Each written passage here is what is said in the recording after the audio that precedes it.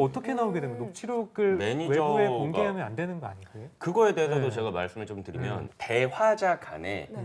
비밀 녹취는 합법이에요. 대화자 간의 비밀 녹취. 아, 진짜요? 그러니까 제가 네. 만약에 응. 송노무사님이랑 대화를 하고 있는 대화의 당사자잖아요. 네. 근데 이 경우에 제가 반드시 송노무사님한테 저 당신의 말을 녹음할 겁니다 라고 안 해도 된다라는 거예요. 근데 아이폰은 왜 없죠? 맞아. 그거- 맞아. 아, 없어. 그래서 저는 갤럭시를 쓰는데 저도 갤럭시.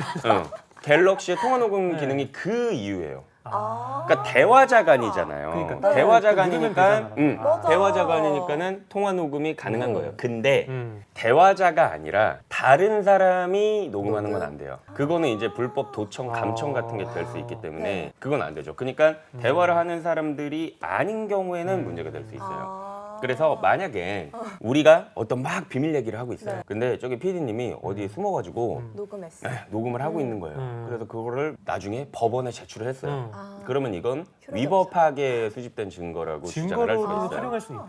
근데 사실 이게 네. 흔히 아는 이혼 소송 같은 경우에 불법 도청 장치 해가지고 그 바람 잡으려고 한단 말이에요. 그러니까 이게 가사 소송에서는 그런 게 좀 어느 정도 유도리가 있어요. 근데 형사 사건에서는 범죄 증명을 굉장히 뚜렷하게 해야 되는 부분이 있기 때문에 위법하게 수집된 증거니까 증거로서의 안 할 효력을 수도 있다. 버린다 이렇게 할 수가 있어요. 근데 근본에 그러면 되게 이게 일파만파 퍼진 게 이승기 매니저하고 그 후크 대표님하고 서로 통하면서 막 욕설이 엄청 오갔거든요. 그게 전 국민이 다 알게 된 거잖아요. 근데 그거는 누가 됐던지 누가 퍼뜨린 거잖아요. 거기에 따른 법적 책임 또 있겠네요, 이게.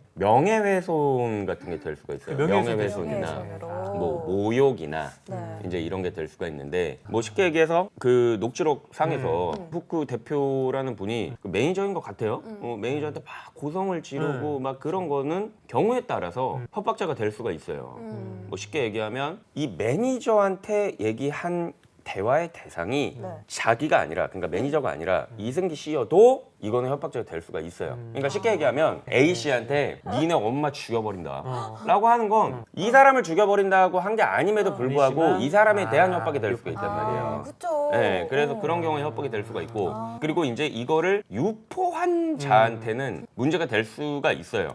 있겠네요, 네, 지금. 유포를 한 그 매니저가 예를 들어서 그 대표의 명예를 훼손을 한 것이다 라고 인정이 되면 이제 유포자가 문제가 될 수가 있는데 사실 대표자의 명예를 훼손할 만한 그런 건 없었다고 보여져요. 그냥 대표의 말을 그냥 녹음을 한 거고 그 대화의 내용을 들어봤을 때 그냥 그 매니저는 이제 대답을 하더라고요.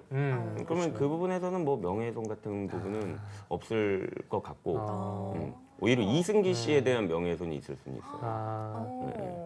잡스 101 매일 오후 5시 유튜브 채널에서 만나요.